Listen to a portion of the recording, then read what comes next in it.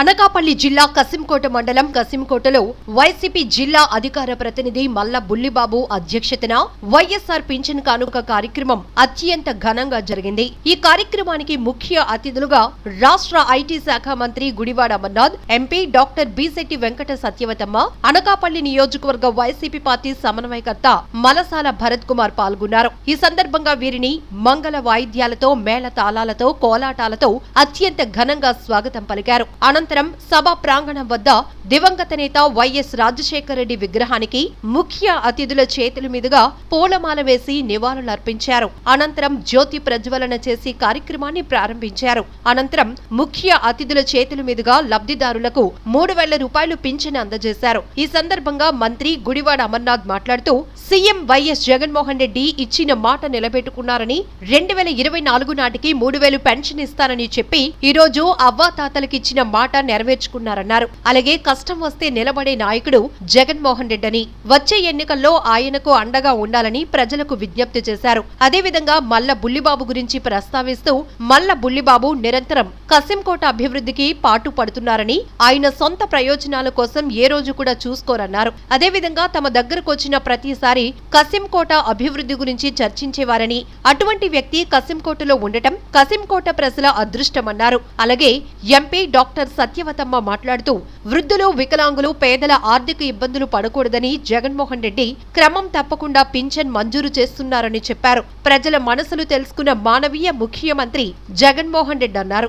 మరే ఇతర రాష్ట్రంలోనూ లేని విధంగా మన రాష్ట్రంలో పెద్ద ఎత్తున సంక్షేమ కార్యక్రమాలు అమలు జరుగుతున్నాయన్నారు. అలాగే అనకాపల్లి నియోజకవర్గ పార్టీ సమన్వయకర్త మలసాల భరత్ కుమార్ మాట్లాడుతూ మల్ల బుల్లిబాబు గారి అధ్యక్షతన ఈ రోజు ఈ కార్యక్రమం చాలా ఘనంగా నిర్వహించారని, ఈ కార్యక్రమంలో పాల్గొన్నందుకు చాలా సంతోషంగా ఉందన్నారు. అలాగే ఎన్నికల్లో ఇచ్చిన హామీలన్నీ నెరవేర్చి అభివృద్ధి, సంక్షేమమే లక్ష్యంగా పనిచేస్తున్న రాష్ట్ర ముఖ్యమంత్రి వైఎస్ జగన్మోహన్ రెడ్డి గారిని తిరిగి ముఖ్యమంత్రిగా చేసుకోవాలని, వచ్చే ఎన్నికల్లో అందరూ ఫ్యాన్ గుర్తుకు ఓటు వేయాలని విజ్ఞప్తి చేశారు. ఈ కార్యక్రమంలో వైసీపీ నాయకులు, కార్యకర్తలు, పింఛన్ లబ్ధిదారులు, భారీ ఎత్తున ప్రజలు పాల్గొన్నారు.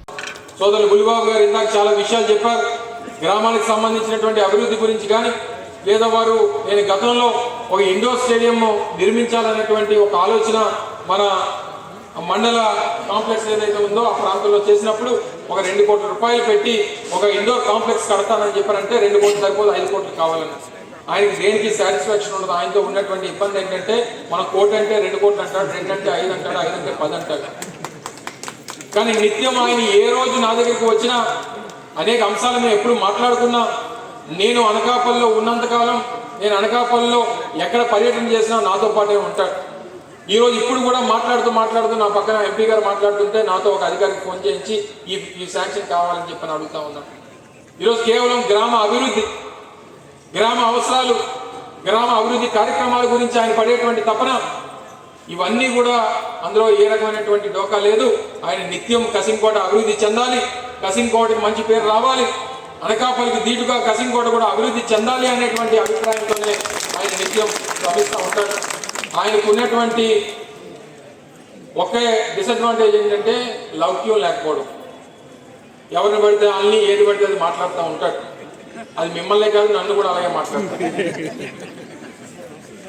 ఆయనకి అవ్వాల్సినటువంటి పనే తప్ప ఇంకొక ఆలోచన ఉండదు.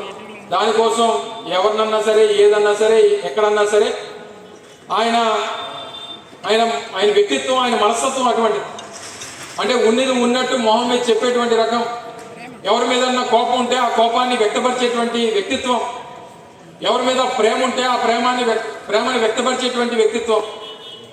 సో ఇప్పుడున్నటువంటి సమాజంలో అవి సహజంగా అరుదుగా ఉండేటువంటి ఆ రకమైనటువంటి మనస్తత్వాలు పూర్వం నుంచి ఉన్నటువంటి ఆయన మనస్తత్వం కానివ్వండి, ఆయన వ్యక్తిత్వం కానీ దానికి ఇదైంది. అందులో భాగంగానే ఈరోజు ఆయన్ని చంపేటువంటి దానికి కొంతమంది ప్రయత్నం చేశారంటే ఏ స్థాయికి కసింకోట ప్రాంతంలో ఈ రకమైనటువంటి సంస్కృతి కూడా ఉందా అనేటువంటి విధంగా ఆ స్థాయికి దిగజారిపోయినటువంటి పరిస్థితులు చూసాం. కానీ ఆయన మీద హత్యా ప్రయత్నం చేసినటువంటి ఏ ఒక్కరిని కూడా విడిచిపెట్టేటువంటి ప్రసక్తే లేదు అనేటువంటి విషయాన్ని కూడా ఈ సందర్భంగా తెలియజేస్తా ఉన్నా.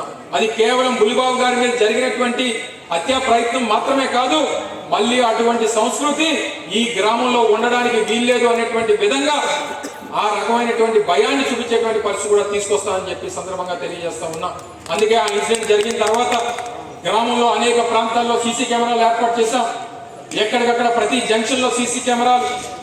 ఎందుకంటే ఈ రకమైనటువంటి సంస్కృతి వస్తే రేపు గ్రామంలో అనేక మంది ఆడపిల్లలు ఉన్నారు, అనేక మంది వయసు వచ్చినటువంటి ఆడపిల్లలు, లేదా అనేక మంది కాలేజీకి వెళ్తున్నటువంటి ఆడపిల్లలు, పెళ్ళైనటువంటి మహిళలు ఈరోజు గ్రామాల్లో తిరుగుతూ ఉంటారు. ఏ రకమైనటువంటి పరిస్థితులు ఎదుర్కోకుండా చూసుకోవాలని చెప్పి ప్రతి జంక్షన్ లో కూడా సీసీ కెమెరాలు పెట్టి ఈరోజు దాన్ని